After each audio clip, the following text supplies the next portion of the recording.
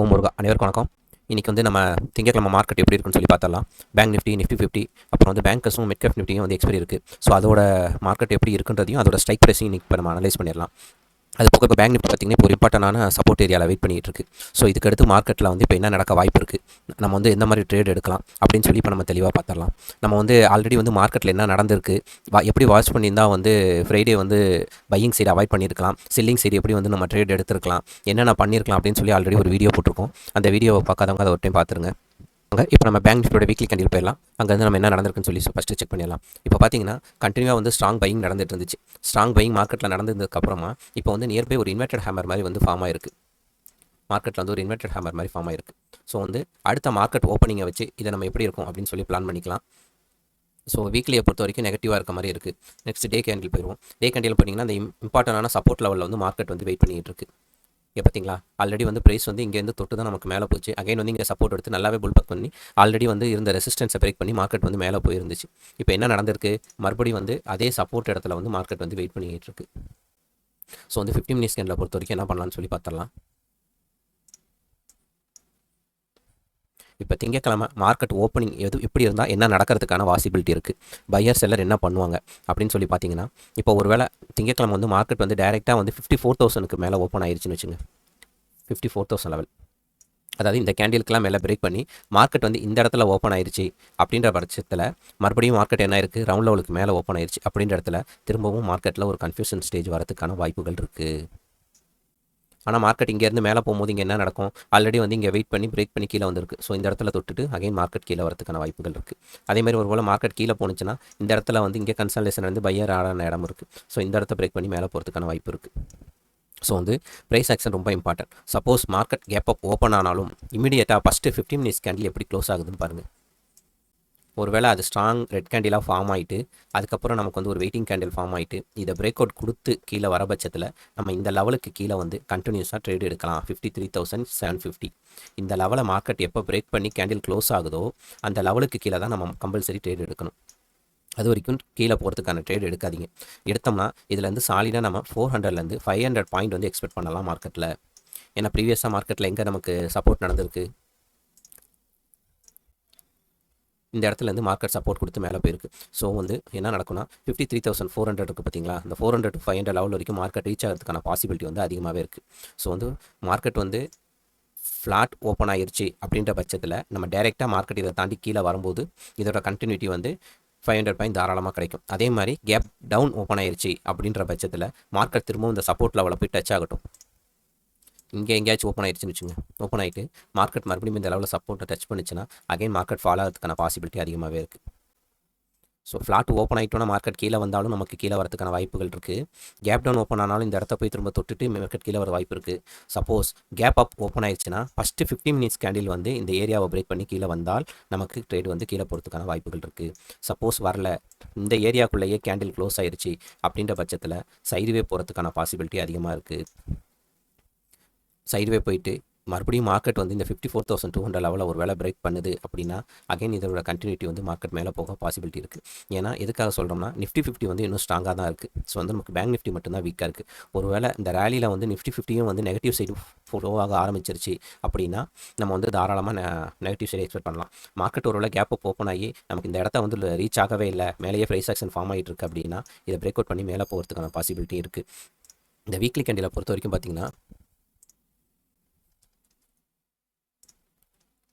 இந்த weekly candle பொறுத்த வரைக்கும் பார்த்தீங்கன்னா மார்க்கெட் ஒரு வேளை அதான் இப்போ நான் சொன்ன மாதிரி டேரெக்டாக இந்த 54,000 லெவல் இருக்குது பார்த்தீங்களா, இந்த லெவலுக்கு மேலே ஓப்பன் ஆயிடுச்சு அப்படின்னா இந்த ப்ரீவியஸாக பிரேக் பண்ணிச்சு பாருங்கள், இந்த இடத்த மறுபடியும் தொடர்றதுக்கான பாசிபிலிட்டி அதிகமாகவே இருக்குது. மறுபடியும் இந்த இடத்துல இந்த மாதிரி ஒரு கேண்டில் ஃபார்ம் ஆகிறதுக்கான வாய்ப்புகள் இருக்குது.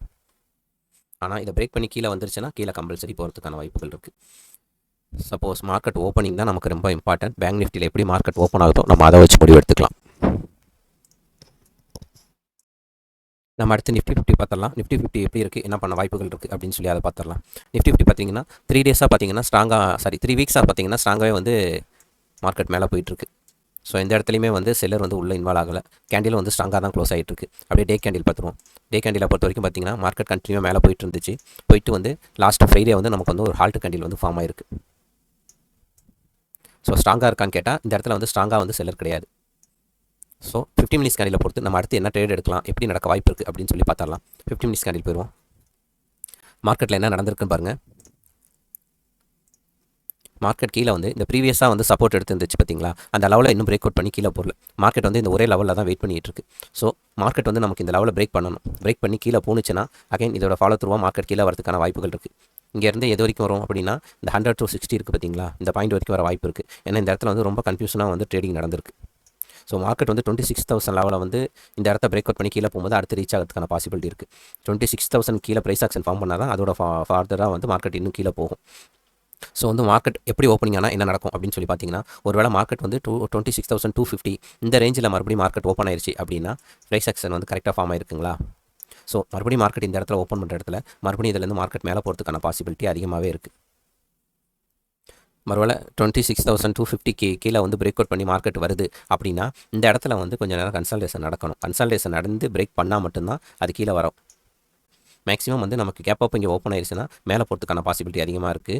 அதே மாதிரி ஃப்ளாட் ஓப்பன் ஆயிடுச்சு அப்படின்னா ரொம்ப இம்பார்ட்டன்ட். ஏன்னா ஃப்ளாட் ஓப்பன் ஆயிடுச்சு அப்படின்ற பட்சத்தில் இமீடியட்டாக இதை பிரேக் அவுட் பண்ணுது அப்படின்னா அதோட ஃபாலோ த்ரூ வந்து என்ன நடக்கும், நெகட்டிவ் வந்து போகிறதுக்கான வாய்ப்புகள் அதிகமாகவே இருக்குது. ஒருவேளை மார்க்கெட் வந்து கேப் டவுன் ஓப்பன் ஆயிடுச்சு, அது அந்த 26,100 அந்த லெவலில் ஓப்பன் ஆயிடுச்சு அப்படின்னா இமீடியட்டாக இந்த இடத்துல மார்க்கெட் கண்டிப்பாக சப்போர்ட் எடுத்து மேலே போகும். ஏன்னா இது ஏற்கனவே வந்து பையிங் வந்து நடந்த இடம்.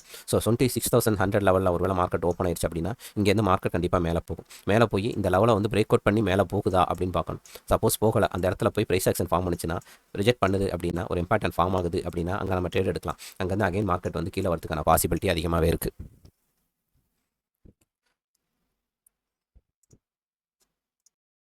நம்ம ஏன் இன்னும் நெகட்டிவ் சைடு ஃபுல்லாக மாறல அப்படின்னா இன்னும் வந்து இந்த மந்தோட கேண்டில் வந்து க்ளோஸ் ஆகலை. ஸோ அந்த மந்தோட கேண்டில் வந்து நமக்கு வந்து மண்டே தான் க்ளோஸ் ஆகும். ஸோ வந்து மண்டே வந்து கொஞ்சம் ஹெவி வாலட்டிலிட்டி நடக்கிறதுக்கான பாசிபிலிட்டி வந்து அதிகமாக இருக்குது. ஏன்னா பேங்க் நிஃப்டி வந்து வீக்காக இருக்க பட்சத்தில் வந்து கொஞ்சம் ஹெவியாகவே வாலட்டிலிட்டி வரதுக்கான வாய்ப்புகள் இருக்குது. அண்ட் நிஃப்டி வந்து ஸ்ட்ராங்காக தான் இருக்குது. ஸோ நிஃப்டி வந்து மேலே போகிறதுக்கான பாசிபிலிட்டி அதிகமாக இருக்குது. ஸோ இதை பொறுத்து பார்த்தோம்னா மந்த்லி கேண்டில் இப்போதைக்கு மேலே தான் போயிட்டு இருக்கு பார்த்தீங்களா. நம்ம எக்ஸ்பெக்ட் பண்ண மாதிரி 26,000 லெவலுக்கு மேலே தான் போய் க்ளோஸ் பண்ணணும் அப்படின்னு சொல்லி எக்ஸ்பெக்ட் பண்ணோம். ஸோ 100 to 150 26,150 லெவலுக்கு தான் மார்க்கெட்டில் வந்து மந்த்லி கேண்டில் இங்கே க்ளோஸ் பண்ணுறதுக்கான வாய்ப்புகள் அதிகமாக இருக்குது அப்படின்னு சொல்லி எக்ஸ்பெக்ட் பண்ணோம். இந்த பேங்க் நிஃப்டி பாருங்கள், பேங்க் நிஃப்டி வந்து கீழே வந்திருக்கு. இன்னும் இந்த ப்ரீவியஸ் இந்த ஏரியா வந்து பிரேக் பண்ணல. அதே மாதிரி மார்க்கெட் வந்து ஸ்ட்ராங்காக இருக்குன்ற பட்சத்தில் மார்க்கெட் வந்து இந்த லெவலில் பிரேக் அவுட் பண்ணி கீழே வந்து மந்த்லி கேண்டில் க்ளோஸ் பண்ணக்கூடாது அப்படின்னு சொல்லியிருந்தோம். ஸோ ஒருவேளை மார்க்கெட் கேப் டவுன் ஓப்பன் ஆகி கீழே போயிருந்தா கூட இமீடியட்டாக சப்போர்ட் வந்து பிரேக் ஃபார்ம் பண்ணி திரும்பவும் மேலே போய் க்ளோஸ் ஆகிறதுக்கான வாய்ப்புகள் அதிகமாகவே இருக்குது. இப்படி பார்த்தரலாம் என்ன நடந்திருக்கு அப்படின்னா நடக்க வாய்ப்பு இருக்குது அப்படின்னு சொல்லி அதோட ஸ்ட்ரைக் ப்ரைஸையும் அனலைஸ் பண்ணிடலாம். மிட் கேப் நிஃப்டியை பொறுத்த வரைக்கும் பார்த்தீங்கன்னா டே கேண்டிலை பொறுத்த வரைக்கும் கேண்டில் வந்து பிரேக் அவுட் கொடுத்து மேலே போய் க்ளோஸ் ஆயிருக்கு. கேண்டில் பாருங்க, இந்த 33,300 லெவல் இருக்குது பார்த்தீங்களா, இந்த லெவலில் பிரேக் அவுட் பண்ணி மேலே போய் க்ளோஸ் பண்ணியிருக்கு. ஸோ வந்து நான் மண்டே என்ன எக்ஸ்பெக்ட் பண்ணலாம் அப்படின்னா ஒரு வேளை 15 மினிட்ஸ் கேண்டில் பொறுத்த வரைக்கும் மார்க்கெட் வந்து எங்கே ஓப்பன் ஆகுது அதை வச்சு நம்ம முடிவு எடுத்துடலாம். இப்போ மார்க்கெட் வந்து ஒரு வேளை 13,350 லெவல் இருக்குது பார்த்தீங்களா, இந்த லெவலுக்கு கிட்ட மார்க்கெட் எங்கேயா ஓப்பன் ஆகுது அப்படின்னா இந்த லெவலில் பிரேக் அவுட் பண்ணும்போது மார்க்கெட் வந்து மேலே போகிறதுக்கான பாசிபிலிட்டி ரொம்ப அதிகமாகவே இருக்குது. ஒருவேளை ஃப்ளாட் ஓப்பன் ஆகி தான் சொல்கிறேன். ஒரே மாதிரி கேப் அப் ஓப்பன் ஆயிருந்தாலும் சரி, கேப் அப் ஓப்பன் ஆயிருந்தாலும் மறுபடியும் மார்க்கெட் வந்து இந்த லெவலில் சப்போர்ட் எடுத்துட்டு அகைன் வந்து மேலே போகிறதுக்கான பாசிபிலிட்டி வந்து அதிகமாகவே இருக்குது. எவ்வளோ போக எக்ஸ்பெக்ட் பண்ணலாம் அப்படின்னு சொல்லி பார்த்தோம்னா ஒரு 400 பாயிண்ட் தொடர்றதுக்கான பாசிபிலிட்டி ஃபஸ்ட்டு அதிகமாக இருக்குது. 13,400 இருக்குது பார்த்தீங்களா, 13,400 வந்து ஃபஸ்ட் டார்கெட்டாக இருக்கும். அதுக்கப்புறம் மார்க்கெட் இங்கே ஃபர்தராக வெயிட் பண்ணி இந்த இடத்த பிரேக் அவுட் கொடுக்கும்போது மேலே போகிற பட்சத்தில் மேலே போகும். ஒருவேளை மார்க்கெட் வந்து டேரெக்டாக கேப் டவுன் ஓப்பன் ஆயிடுச்சு அப்படின்னா மார்க்கெட் வந்து இந்த இடத்துல வந்து அதிகமாக சப்போர்ட் எடுத்து மறுபடியும் மேலே போயிருக்கு. ஸோ வந்து இந்த இடத்துல வந்து வாலட்டிலிட்டி வந்து அதிகமாக இருக்கிறதுக்கான வாய்ப்புகள் இருக்குது. ஸோ வந்து பிரேக் அவுட் பண்ணி மேலே போனால் தான் அப்சைடு போகும். கீழே வந்துச்சுன்னா ப்ரீவியஸாக இருக்க லெவல் இருக்குது பார்த்தீங்கன்னா அந்த 225 லெவலில் தொட்டு திரும்ப மேலே போகிறதுக்கான வாய்ப்புகள் வந்து அதிகமாக இருக்குது. இதோட ஸ்ட்ரைக் ப்ரைஸை வச்சு நம்ம என்ன நடந்திருக்கு அப்படின்னு சொல்லி பார்த்தலாம். ஃபஸ்ட்டு பையிங் சைடு சிஇயோட ஸ்ட்ரைக் ப்ரைஸ் பார்த்தலாம்.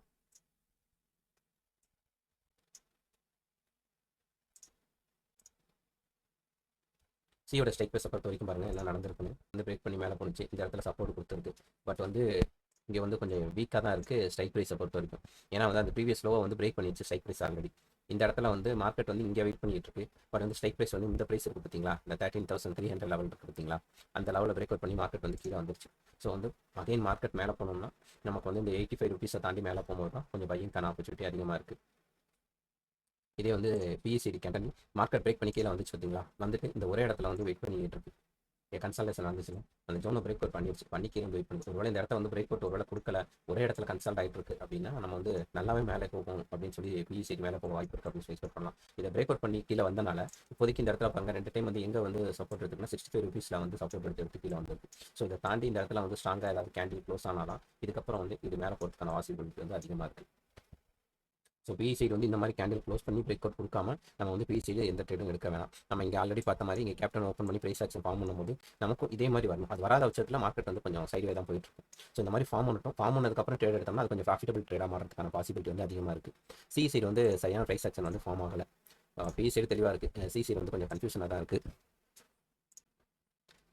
இது அப்படியே கொஞ்சம் லாங் கேண்டில் வேணால் போட்டு பார்க்கலாம் எப்படி இருக்குது அப்படின்னு சொல்லி.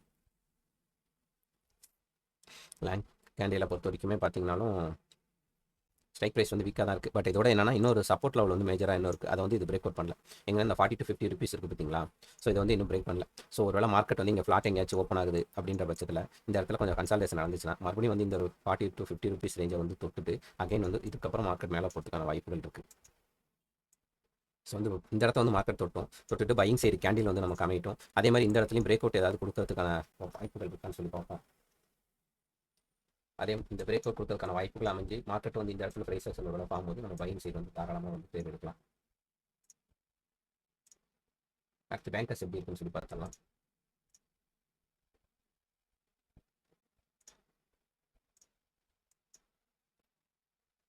பேங்கர்ஸும் பாருங்கள், பேங்கர்ஸும் பேங்க் நிஃப்டியும் கிட்டத்தட்ட ஒரே மாதிரி தான் ட்ரெயின் நடக்கும். நம்ம பேங்க் நிஃப்டியில் என்ன நடக்குதோ அதே தான் பேங்கர்ஸ்லையும் நடக்க வாய்ப்பு இருக்குது. பட் இதை பொறுத்த வரைக்கும் என்ன ஒன்றுனா இங்கே வந்து 60,900 தான் வந்து இந்த மெயின் சப்போர்ட் லெவல். அதுக்கப்புறம் 61,000 இருக்குது. ஆனால் மார்க்கெட் க்ளோஸ் ஆகிருக்குது 61,000 இருக்குது. கிட்டத்தட்ட இந்த இடத்துல வந்து ஒரு ட்ரெண்ட் லைன் மாதிரி ஃபார்ம் ஆயிருக்கு. தெரியுதுங்களா? ஸோ வந்து நமக்கு வந்து பேங்க் நிஃப்டியில் அந்த மாதிரி இல்லை, ஆனால் இங்கே வந்து அழகாக ட்ரெண்ட் லைன் ஃபார்ம் ஆயிருக்கு. ஸோ வந்து ஃப்ளாட் ஓப்பன் ஆகி இதை பிரேக் அவுட் பண்ணும்போது கண்டிப்பாக மார்க்கெட் வந்து கீழே வரதுக்கான வாய்ப்புகள் இருக்குது. அதே மாதிரி கேப் ஓப்பன் ஆனாலும் இங்கே போய் சப்போர்ட் எடுத்து கீழே வரதுக்கான வாய்ப்புகள் இருக்குது. ஒருவேளை மார்க்கெட் வந்து 61,300 லெவலுக்கு மேலே ஓப்பன் ஆயிடுச்சு அப்படின்ற பட்சத்தில் பேங்க் நிஃப்டியில் பார்த்தே மாதிரியே தான் ஸ்ட்ராங் கேண்டில் டேரெக்டாக வந்து கீழே வரணும், வந்தால் மட்டும்தான் நெகட்டிவ் சைடு மாறும். அது இல்லாத பட்சத்தில் வந்து இங்கே திரும்பவும் வாலட்டிலிட்டி நடக்கிறதுக்கான வாய்ப்புகள் இருக்குது. இதோட மேஜர் சப்போர்ட் பார்த்தாங்க 61,700. இந்த லெவலில் பிரேக் அவுட் பண்ணால் தான் அதுக்கப்புறம் வந்து மேலே போகும். அது வரைக்கும் மார்க்கெட் வந்து இங்கே ஒரு ப்ரைஸ் ஆக்ஷன் ஃபார்ம் பண்ணாலும் மறுபடியும் ஃபஸ்ட்டு போய் இந்த லெவலில் சப்போர்ட் எடுக்கும். அதுக்கப்புறம் இதை ஒரு வேலை பிரேக் அவுட் பண்ணிச்சுன்னா மறுபடியும் இந்த லெவலில் சப்போர்ட் எடுக்கும், மறுபடியும் மார்க்கெட் கீழே வரும். அதுக்கப்புறம் தான் இதை பிரேக் அவுட் பண்ணி மேலே போகிறதுக்கான வாய்ப்புகள் இருக்குது. ஆனால் நெகட்டிவ் சைடு ரொம்ப கிளியர் கட்டாக இருக்குது. மறுபடியும் ஃப்ளாட்டும் இல்லை டவுனும் ஓப்பன் ஆயிடுச்சுன்னா நெகட்டிவ் சைடு வந்து தாராளமாக ட்ரேட் வந்து எடுத்துடலாம். ஒரு டைம் ப்ரைஸ் ஆக்ஷன் எப்படி ஃபார்ம் ஆயிருக்கு அப்படின்னு சொல்லி பார்த்தரலாம். ஃபஸ்ட்டு சி சைடு பார்த்தரலாம். பேங்கர்ஸில் ஃபஸ்ட்டு சி சைடு வந்து நம்ம பார்த்தலாம். சி சைடை பொறுத்த வரைக்கும் மார்க்கெட் வந்து நல்லா வீக்காக தான் இருக்குது. ப்ரீவியஸ் லோ சப்போர்ட்டுன்னு எதுவுமே கிடையாது. ஸோ வந்து சி சைடை பொறுத்த வரைக்கும் நாளைக்கு வந்து நம்ம சொன்ன மாதிரி இந்த 300க்கு மேலே ஒரு ப்ரைஸ் ஆக்ஷன் ஃபார்ம் பண்ணி போகுது அப்படின்னா ட்ரேட் எடுக்கலாம், வெயிட் பண்ணலாம். அந்த பையிங் சைடுக்கான ப்ரைஸ் ஆக்ஷன் எதுவும் ஃபார்ம் பண்ணிச்சுன்னா மட்டும் இதில் வந்து நம்ம எடுக்கலாம். 320 வந்து இம்பார்ட்டன் லெவல். இந்த லெவலில் பிரேக் அவுட் பண்ணிட்டோம். இந்த லெவலில் பிரேக் அவுட் பண்ணி மேலே போய் இது ஸ்ட்ராங்காக கேண்டில் க்ளோஸ் ஆகுதுன்னா அதுக்கப்புறம் வந்து ஃபாலோ த்ரூ மேலே ட்ரை பண்ணிக்கலாம். ஸோ அது வரைக்கும் வந்து இதில் வந்து சி சைடுக்கான ட்ரேட் எதுவும் எடுக்க வேணாம். இப்போ அதே மாதிரி பி கேண்டில் பார்த்துடலாம்.